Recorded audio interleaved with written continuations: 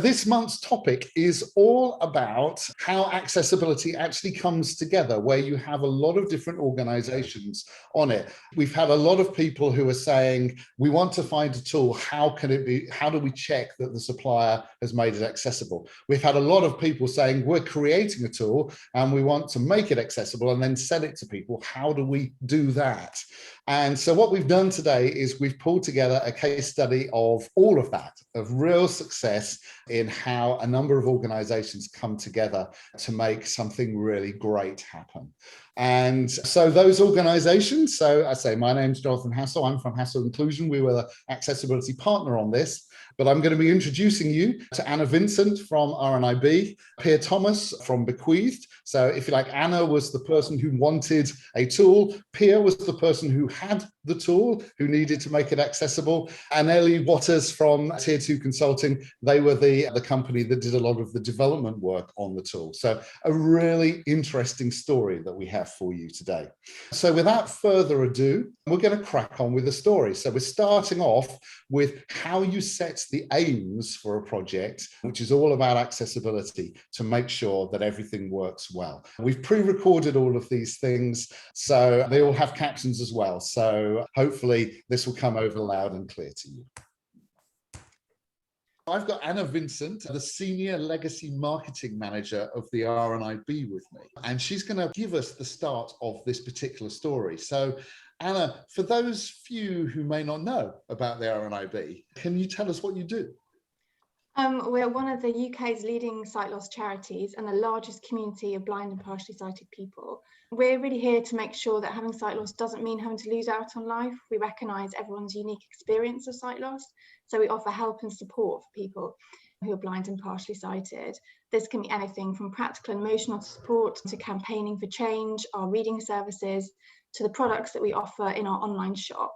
We're helping support children with sight loss to succeed at school, helping adults adapt and discover new skills, and really helping people of all ages build the skills they need to live and participate equally in life.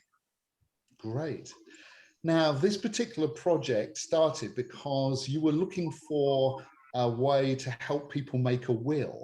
Why was that so important for you? Why did you want to find an online way for people to do that?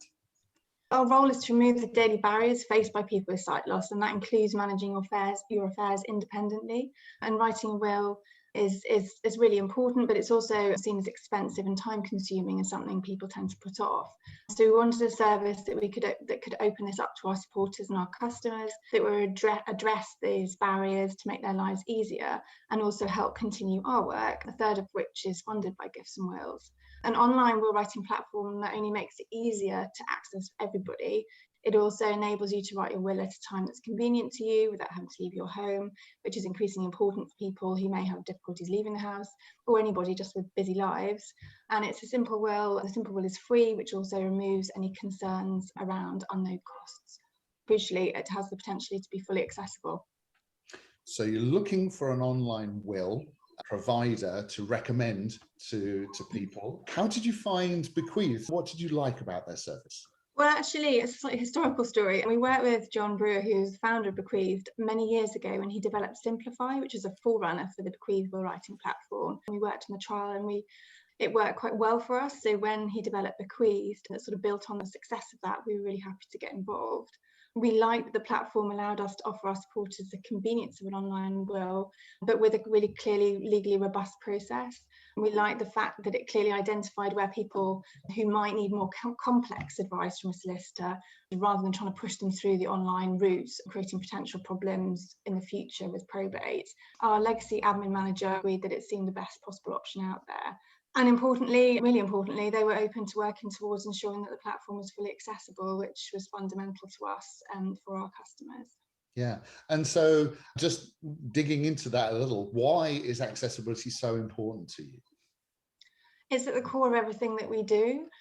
It's just key to removing the daily barriers that hold people with sight loss back. You know, we're working to create a world where barriers like this don't exist, and it's really important we're able to offer this really crucial life planning service to everybody who needs it. We work hard campaigning to get other organisations to meet their accessibility requirements where they can, And obviously we're very keen to do that when it's sort of service that we're offering to our supporters and our customers. Sure. So this was key for you. Yeah. So how did you communicate that to Bequeathed? How did you make sure that they understood the level of accessibility that you needed?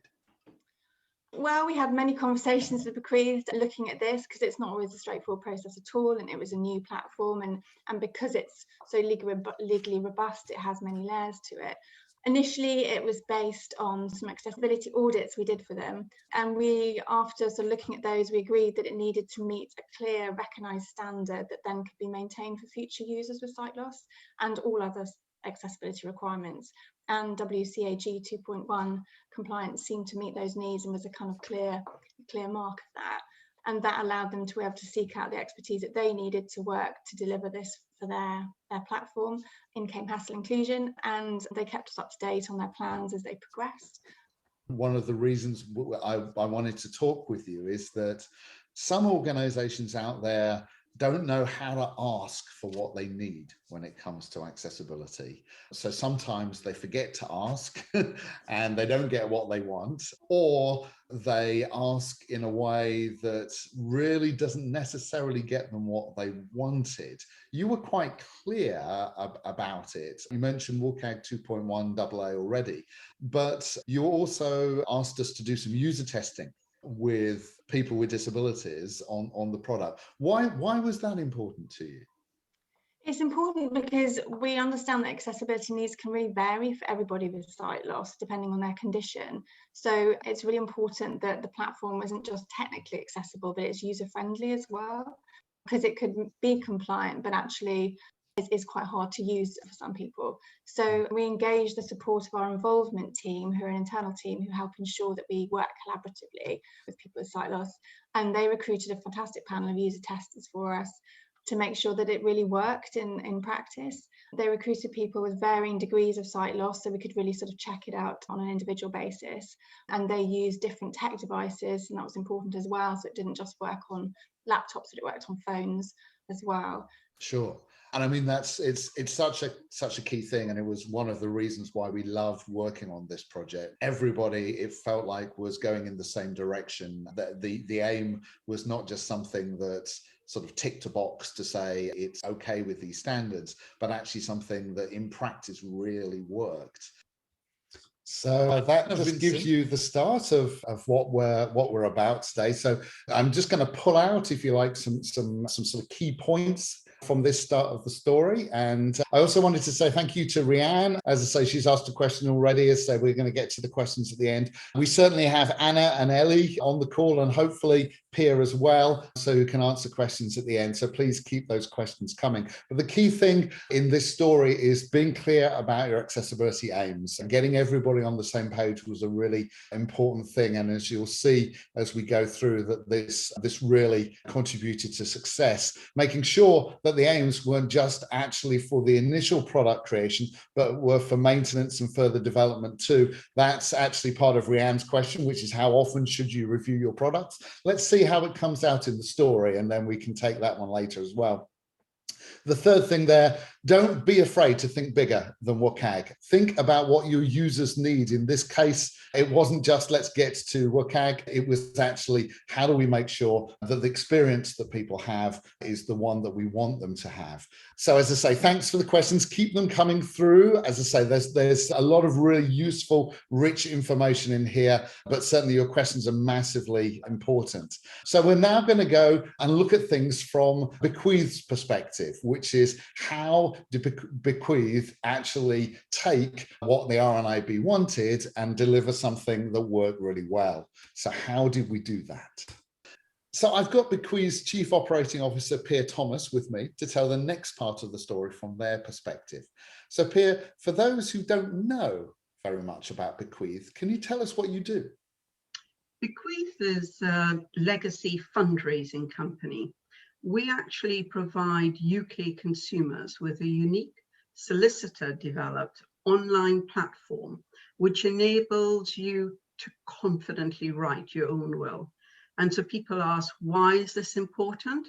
Well, research in 2020 by Canada Life indicated that some 59% of UK adults do not have a will. And having an up-to-date will is absolutely essential to ensure that your final wishes are carried out. Our Will for Good service, we provide a free online will service that also raises money for good causes. So you start online, complete the interview, and then subsequently you will receive legal advice from an accredited firm. What does that mean? It means it's good for you, it's good for your family, it's good for your friends, and it's also good for charities.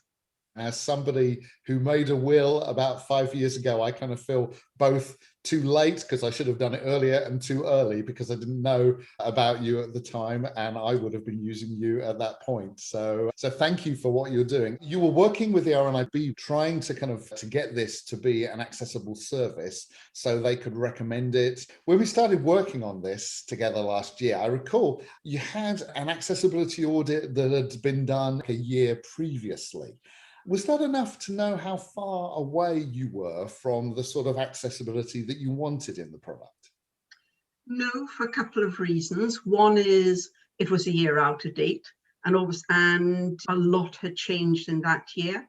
But it also told us about making specific individual changes to our system. What it didn't give us was an indication of what that would mean. And that's really what we want, I suppose in some ways we were looking for what is a rubber stamp. Yeah, absolutely. So, and the other challenge, and again, people don't tend to talk about this so much, but it's I think so important. You don't have an in-house development team. You work with other companies on your software development. So can you just tell us about those relationships? Yes, we're a small business, but what we have done is we've worked with Tier 2, a software development company, as well as Exari experts to develop the platform since its inception over 6 years ago. So just for those who aren't aware, Exari is a document generation system, and that powers the online will interview. And Tier 2 built an application which enabled users to interface with the platform and with Exari, the engine. The great thing about this from my perspective is what you've just said sounds very real. Most of the time when people think about accessibility, they kind of think about getting HTML right on a website. What you've been talking about is multiple sort of organizations who are working on multiple aspects of a solution and trying to work out how all of those people can get all of the work that they do to result in an accessible experience for users. That's real world. That feels very kind of 2021. There's nothing theoretical about that. That's a real challenge. So you needed to understand what that challenge was, to scope it, to understand what level of accessibility might be achievable, and within a reasonable timescale and budget. I'm guessing that may be one of the reasons why you came to us for help. As I say, we kind of come into the story at this point. What were you looking for from an accessibility partner to help you? Well, we had already had, as you rightly pointed out, the audit. So we had a bit of paper with lots of things that we want to do. But what it didn't translate into us was, what did this mean in terms of what we were going to achieve? So we wanted someone, an expert, to provide advice to help us define what our accessibility objective was going to be. And that was, in fact, WCAG 2.1. Then to work with us on a plan to help to actually achieve this goal and to provide the appropriate support during the project. So we actually approached one of our existing customers and who had previously worked with you. You'd done a project with them. And what we really liked about the work you had done was about changing the culture and making accessibility part and parcel of how they approach their workload. So that was, it was one of the things that I certainly remember. So often companies say, oh, could you test our product? And then you kind of don't hear from them ever again. And you don't know if you just kind of gave them, as you said, that bit of paper that oftentimes kind of makes people just a little bit uncomfortable, or sort of like, oh gosh, we got all of those things wrong or whatever. You know, what we like is to help people get it right. And so we were delighted when you came to us and you said, we don't want you to test this thing. We want you to help us plan for how we can get this thing to where we want it to be. You know, that was music to our ears. When we were trying to put that plan together for you, we knew that, yes, we'd need to provide some support, and there would be some testing at the end to check that we got there. But the kind of key thing really at the start was kind of scoping the plan, trying to work out, you know, how long it was going to take, who was going to do what, you know, what approach was going to work. And so we put a plan to you. You obviously liked it. That's why we're talking today. What did you like about the plan? Couple of things. The ability to work in a sort of phased manner, because that would enable us to manage our costs, but also to manage our timetable. The training that you were offering to the development company, because that would be something that would stay with them. Your approach of ensuring that accessibility would become part of how we approached development. So not just for during the project time frame, but also in the future. Absolutely. We're here to empower. You know, that's the way we like to do things. That means that after the project ends, you don't need us anymore. That's what success looks like for us. There was an internal sort of team looking at the design as well. Can you just take me through who the team were who kind of made this happen with us? I think to do that, let me just step back slightly, because although we initially considered accessibility, if you want to call it, in isolation, we would just kind of box off what we needed to do to make our system accessible, and that's what we were going to do. But what we quickly recognized, that even to do that box exercise, there was significant changes required. We paused.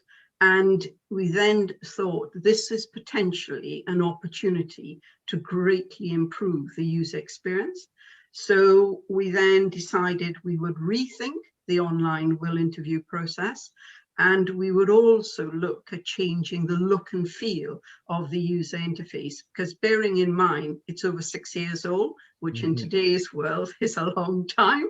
Yeah. So our objective then became to rebuild the front end with accessibility at the core to achieve the AA standard. Yeah. So we shifted from accessibility on its own to a much broader, more complicated, and a much bigger project than we had originally envisaged. So our next decision was to ensure that we had the right expertise.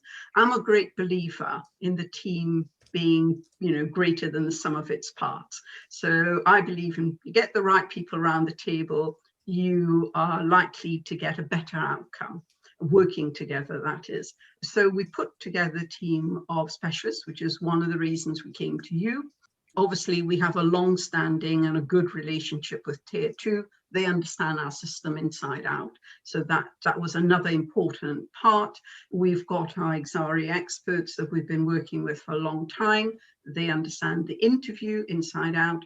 And we also then went and found a company called NDP, who are UI UX experts. And to crown it all, we put in place a project manager. So and who managed it on a day-to-day basis. And so I could step back and have much more, I suppose, of a management role. And also because I'm not involved in it day to day, it's easier to view the project in its totality. When I heard that it was kind of like, actually, we're going to relook at the design and just check to see, could this be improved at the same time? Spot on. Massive kudos to you and the team for yeah, taking something which some companies would just think of as almost cynical on occasions, out there. I've got to do this accessibility thing. I'm doing it under sufferance. We never felt that once from you. It always felt very creative and taking the user experience for everybody up a level, which is great. So I've got Tier 2's project manager, Ellie Watters, with me to tell the next part of the story from their perspective. Ellie, you've been Bequeathed's trusted development partner for years now. Can you tell me about Tier 2? We are a team of expert software developers.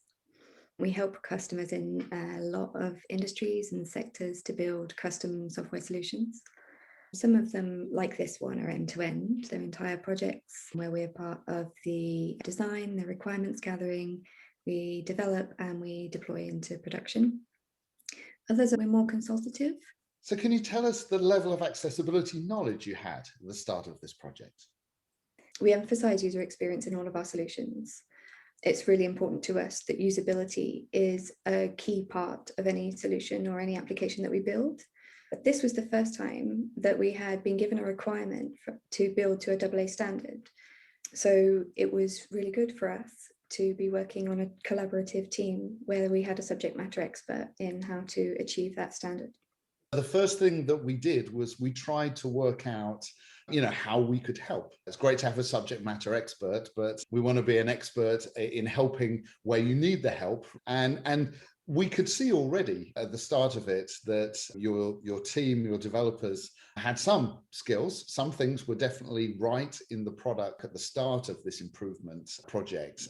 We figured that a little bit of training would be good, but also some remote support. What we find a lot of the time is that training gets you to a great place, but there's always that thing that you didn't ask at the training that you then realize is really important a little bit later. So yeah, how was that working for you? It worked incredibly well, Jonathan. We provided training in the beginning to our development team, but also our testers. This solution, rather than being fixes to an existing website, was building accessibility into a brand new front end for the application, which meant that accessibility was at the core of how we developed this, allowing our developers the opportunity to learn the very specific techniques needed to build an accessible solution from the ground up. It was actually really interesting for our testers to be part of that training as well, because it meant that before we even provided any kind of functionality for our test cycles to start with Hassell and with Bequeathed, we were confident that the level of accessibility in our coding met at least the minimum required standard. And then, as you mentioned previously, having a subject matter expert on hand during our development cycles was really important, because it meant that implementation details for particularly tricky pieces of functionality could be just discussed up front. We could get some real good advice on the best way to implement accessibility. Having Graham available to test each piece of functionality as we brought it through, and to highlight any even smaller changes that we could make to improve the accessibility standard before we'd reached a point where we developed the entire product was incredibly helpful. And that collaboration seemed to work very well and was really valuable for us. And I think the other element which did, really have an impact personally on me, the members of the development team who viewed those sessions, was having the ability to sit in and watch real users, so real disabled users who have different needs from the application using what we'd built. It allowed us an insight into how it feels to navigate through an application. There is a sense of pride when you hear people saying that you've done well and what you've built helps them, but it also is incredibly impactful looking forward into seeing what the real challenges are for people who aren't sighted or mouse users. It's great that you mentioned that, because we feel it's massively important. There's something about user testing that makes everything kind of real. It's almost impossible for someone without a disability, like myself, to truly appreciate the difficulties a person with a disability has when using any website. And so having users with a range, and we didn't go for just sight loss, which is obviously what RNIB are focused on, but we looked at users across a broad spectrum. So we had dyslexic, we had people with motor impairment, we had autistic, and we also had older users. And what they did was, by them actually, us being able to see how they use our system, it highlighted what accessibility really means, but it also identified some of, and at this stage, there were minor, fortunately, the sort of minor tweaks that needed to be achieved from a practical perspective. And added to that, it gave RNIB the confidence that this new service would be accessible. As the person who was kind of working with you, kind of putting that user testing together, again, it was just so good that it kind of felt really massively inclusive, which I think, you know, will bear real dividends going forwards with the product, because you find so much more out about it. Our customers are charities, and a lot of charities either support various users with disabilities, or they have supporters who themselves have disabilities. And so, you know, so whilst we started off with RNIB, because they were really the impetus for the project and the focus was sight loss, it became really clear very quickly that by going for WCAG, the AA standard, that we could actually make this accessible to a much, much broader range of users. Which also included one of those users in the user testing who was older, and presumably, you know, older people are probably slightly more of your audience, because people my age and younger just don't think about wills yet. You'd be surprised. What we found is last year that the average age came down significantly, because a lot of people were suddenly, one, they had time because they were at home, but also they were being impacted by losing friends and family. And it suddenly brought home to people the realization that if something were unfortunately to happen to them, where would that leave their loved ones? What was the kind of hardest part of this to kind of make accessible? You know, looking back on it now from the end, was there one part where you thought, oh gosh, how are we going to get through this? On an accessibility project, we have a very clear criteria, a requirement that we need to meet, and that is the AA standard. There is an element, because the standard covers any application, any web application, of subjectivity within that criteria. And one of the hardest parts was knowing when to stop. So knowing when you've met the standard and when to release your first version. And I think part of the difficulty there is that you should, I mean, in the tech industry anyway, you should never stop developing. We never stop developing and improving and learning.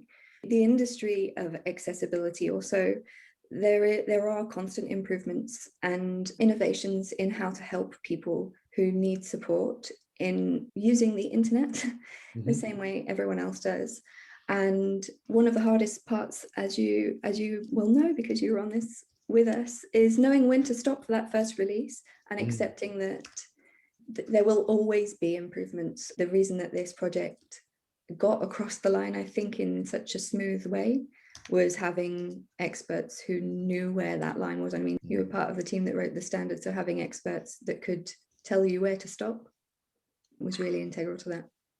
A lot of people have a different problem actually than the one you had on that one, in the sense that you had a richness of feedback. So you had all of the technical feedback in terms of how to get to WCAG 2.1 AA, but you also have the user feedback, some of which really isn't touched on in WCAG 2.1 AA. So a lot of projects out there, because they don't do the user testing, they don't even know that there is more that can be done. So yeah, so second part of that, so just pulling out some things from there, and thank you for all of the questions coming through. As I say, Pier, Ellie and Anna are all with us on the call, so you'll have a chance to ask your questions direct to them at the end. But please, as I say, keep the questions coming through. So some key things to kind of pull out of there: scoping the size of the task, seeing what, if you like, is feasible, and like Bequeathed did, actually not being afraid to take accessibility improvements as an opportunity to improve the experience for everybody. People have been asking about return on investment. That's a lot of the place where you get a lot of that. This product is now, I think, better for everyone, but you can ask Pier that at the end. Work out what's feasible in your time and budget, create a phased plan to keep you on track. The training and support was really, really important for Ellie and all of the devs on her team. And also it was interesting, they really appreciated us training their testers so they could be testing things themselves rather than just, if you like, relying on an external company like ours. And fundamentally, and you'll see it as we kind of come all the way through, user testing is not just a great way of proving to the clients that you've actually achieved what you wanted to achieve, one of Dominic's performance indicators of success, but it's also really motivational for the team. As I say, you'll see that as we come through. So we're just going to go through to the last point. As I say, about 10 minutes time is when I'm going to be putting your questions to the three people from these different organizations. So please keep your questions coming through. This is how this ended up. This is the final results. And if you like, what made the difference? You must be delighted with the result. I think everyone else on the project is. We are absolutely delighted.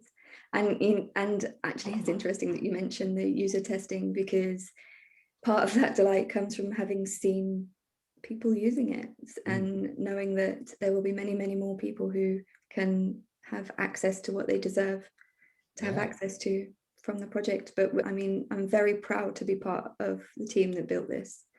I work with some incredible people, and we've been able to collaborate with some incredibly skilled people on this as well. Yeah, I think everyone on the project is proud, and I think justifiably so. We got, I mean, the feedback that we got from the individuals using it and the feedback we've had since, and obviously there's the kind of the technical, we've got the stamp, we've got the form that says it's accessible, but it really is in practice as well. And you know, we're getting much more interest in it and increased visits to our site, and we're able to promote it to our volunteers and our staff as well, and really showing the confidence that, you know, when they get there, they've got a really good service that they can use, because the minute it isn't properly accessible or someone has a bad experience, you know, that could really colour it for everybody else. So it's really important that it genuinely works well, and it does. I'm pleased and relieved to say. We also created a couple of sort of, I guess, more like those paper documents for you, really. Something called a VPAT, a voluntary product accessibility template, and an accessibility statement for your service. Do you think those are going to be helpful for you in enabling people to understand what you've been able to achieve in accessibility on the service? The immediate use of it was with RNIB, because our agreement, having set the bar, if you want to call it that, at the AA standard, the accessibility statement and the VPAT demonstrated that we had achieved that. So that, you know, that was a huge tick in the box. And the accessibility statement, it's on our website, available for everyone to see, and we promote it. If asked, we can easily now demonstrate to potential customers that we've achieved the AA standard. So they're really, the VPAT is a little bit more technical and maybe not everyone's cup of tea, but certainly the accessibility statement says in simple English what we've achieved, and that is definitely something we will use.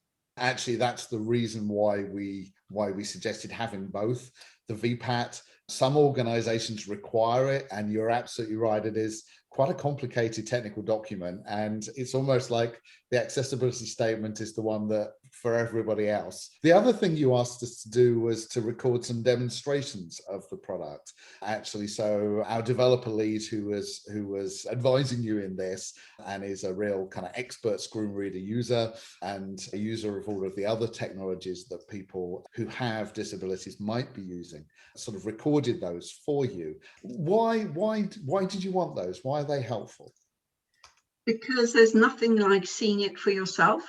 Mm-hmm. So, we could explain that this, if you go onto our website and you click here, that means it's accessible. Whereas by actually being able to show charities a live demonstration, an example of what we've achieved to make our service accessible for their supporters and for anyone who wants to make a will, I mean, that picture tells 1,000 words.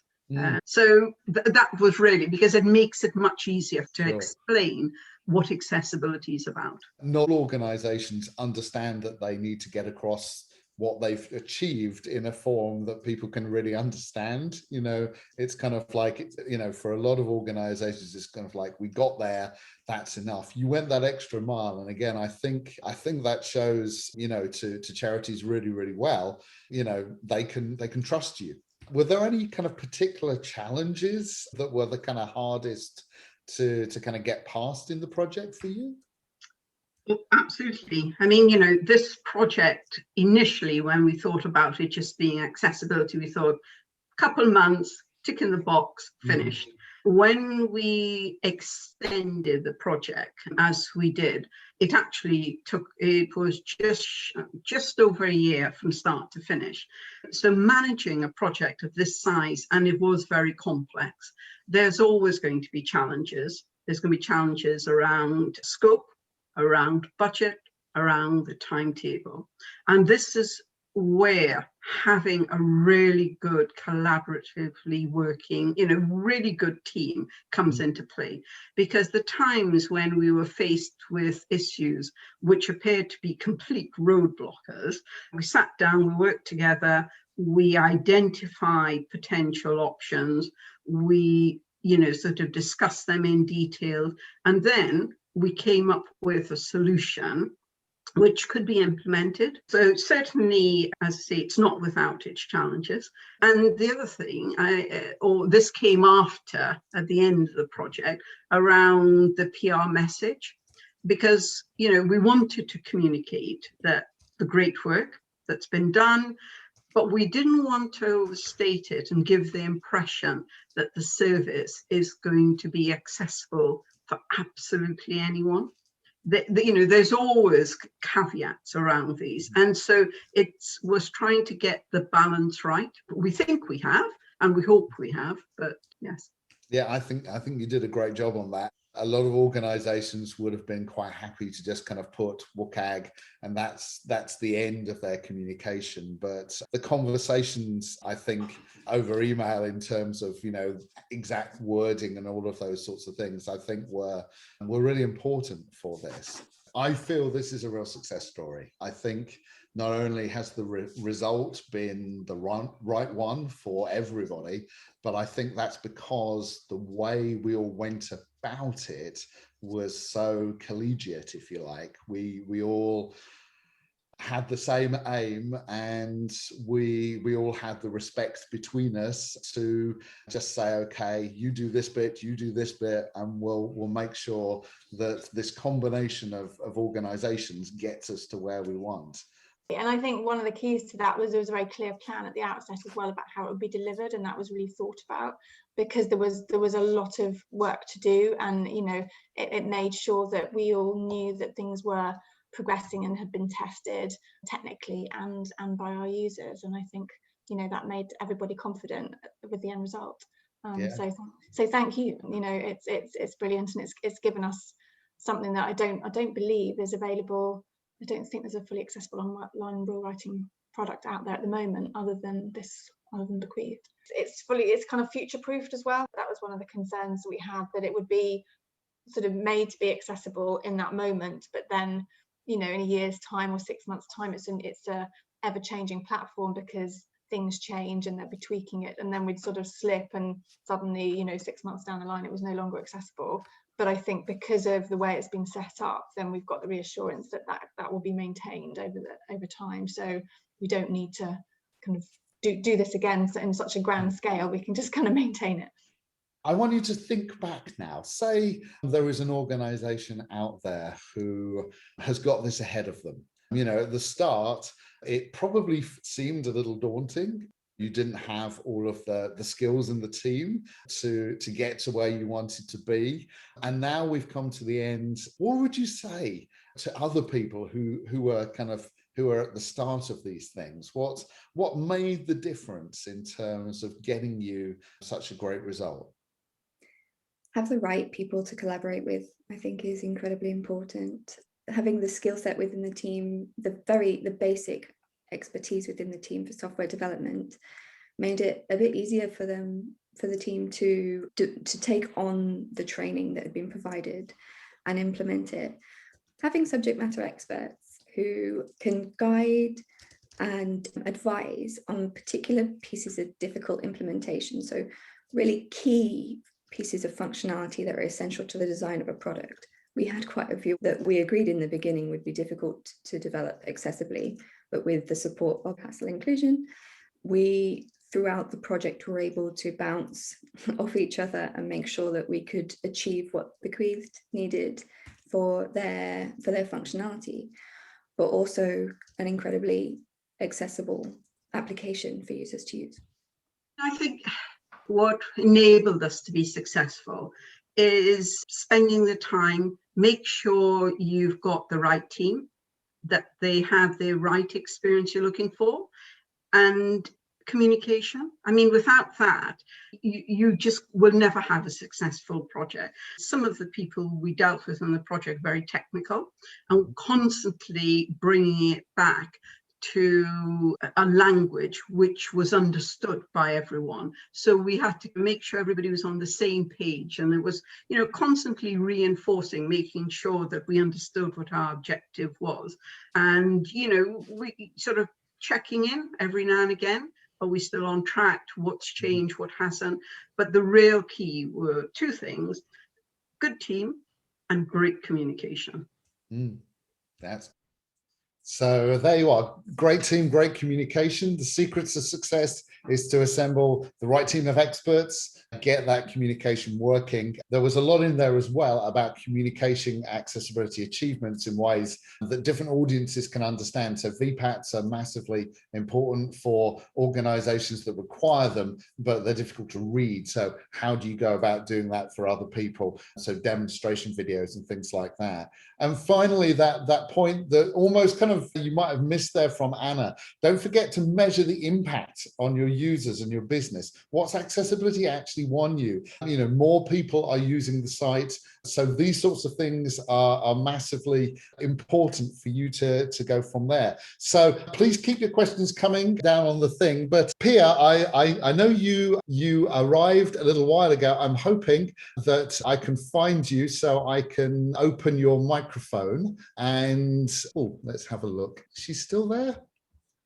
Oh, okay. Well, I was going to ask Pier the question that Dominic asked about the language in wills. Will language is really kind of challenging and not necessarily the type of thing that you think of when it comes to accessibility. You tend to think about getting the technical stuff right. So Ellie, I can definitely see you there. So is that something that you can talk about with respect to how that came out of the user testing, for example?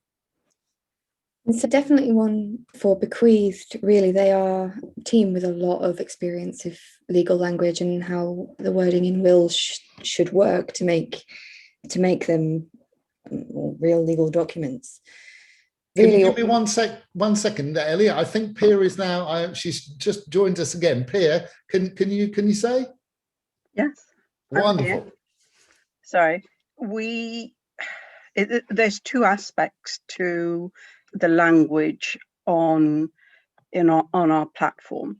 The sort of origin was a team or a couple of solicitors with extensive experience in will writing who actually created the first, in effect,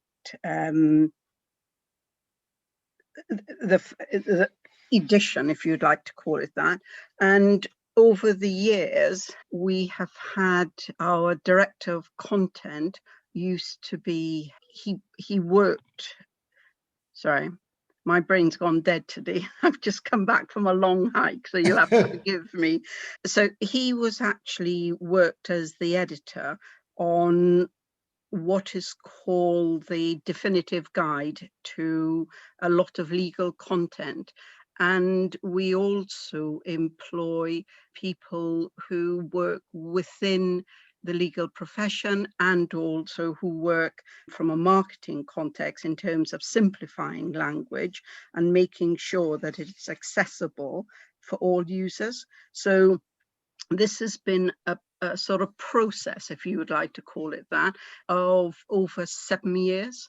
And also we've, taken on board feedback from users. There's a balance because obviously the will is a legal document, but we try and frame not just the questions, but the guidance in such a way that it is understandable by anyone.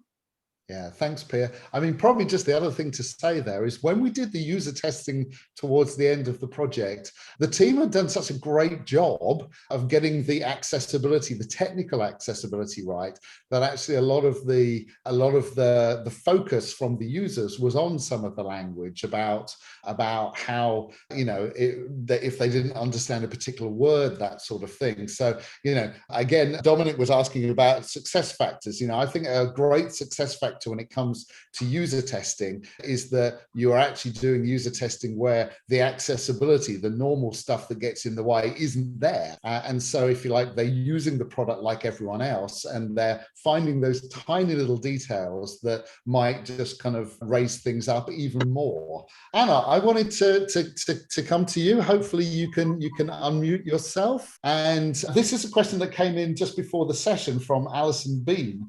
How can you make the case for accessibility to third parties who are often more concerned about profitability? So this whole thing, if you like, happened in a lot of ways because you were able to persuade Pier and the team at Bequeathed that actually making their product more accessible was a sensible thing to do. How did you do that? I think, the people you're talking to need to be open to it, but accessibility is about giving your customers the best experience possible. And that applies to all your customers, whether they've got sight loss or they have other disabilities that make it harder to access. So it was really about being clear at the outset that we needed that aspect that was kind of crucial to our customers, and that if that was something that wasn't possible, then we potentially would have to have looked for another provider. But at the beginning, the website wasn't accessible, but Bequeathed were very keen to work with us to make it accessible. Ideally you'd work with people and work with companies whose platforms were already accessible, but I think we're a long way off that sort of scenario. So it's about the provider, it's about their willingness to work with you, and it was a sort of long journey. We talked about the best ways to do that, but I think I think it's really about having that conversation and being very clear at the outset. It's probably more difficult to do sort of further down the line, when you've been working with somebody for a long time, and it as demonstrated, it's got an amazing result, but it's not necessarily a straightforward process either. Yeah, I think one of the things and the reason we wanted to bring this story to everybody is this proves you can do it. We have worked with loads of organizations who say, oh, well, we can't make that thing that we have accessible because we didn't make it. We bought it from this company. They won't change their mind. We can't get them to move, that sort of thing. People think that they can't, if you like, push at that. And so part of it is, you need the right company, but also part of it is you need to sort of like enable people to understand why that's useful. Ellie, I want to come to you for one last one. This was from Rianne. How often to kind of check accessibility when you're creating something, but also afterwards? You mentioned that development never stops. So how are you doing, if you like, kind of testing to make sure that it's kept up to date for accessibility? Thanks, Jonathan. It's actually a really good question. And I think the answer is twofold. While you're developing, there are a number of checks. And as Pier had rightly mentioned earlier, you'll never be able to check and make the platform accessible for everyone. Well, I mean, you can do the best that you can, but there will always be things that you can improve. So throughout the process, we had a number of different checks on top of the functionality and user testing that we usually do when we build a new application. So our testers did initial checks on making sure that the functionality that we built sprint on sprint, because we work in an agile way at Tier 2 Consulting, before anything was delivered to your experts at Hassell Inclusion, who would then go deeper into the code level and see if they could see anything that could be improved from testing there. And then there was another layer, as we've discussed during the development, where the functionality was tested for user experience, which, you know, we're talking about accessibility here, but for every application we build, the experience of all users is so important. We've focused really heavily on user experience. So that, you know, there are multiple levels when you're developing of testing that are really important on an accessibility based project. And then for any application that we're supporting, which goes live, we release the first version of it, we will work in conjunction with the owners of the application to, whenever we build a new piece of functionality into it, make sure that we're maintaining the accessibility using the skills and knowledge that we have now. But also there are certain tools that can be used across the site. Now, I think one of them suggested by your team was called Wave, which can be used to do regular reviews of the site and see if there are any improvements that can be made iteratively, even if there's no new functionality being released.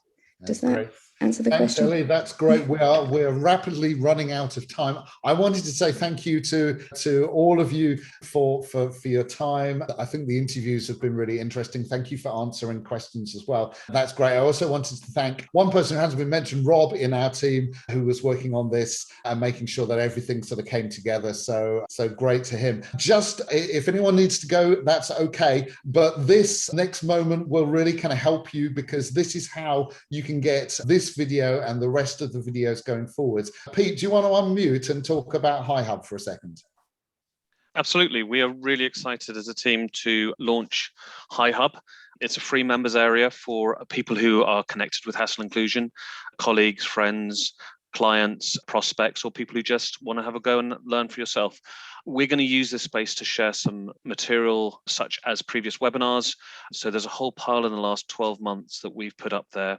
We put together, based on a couple of webinars, around a buy-in toolkit. And this is kind of aimed for people, because we hear quite often, I know we need it, but I can't get my boss to understand it. So with the buy-in toolkit gives you some thoughts and tips and tools to help you start that journey of getting budget resources across your team.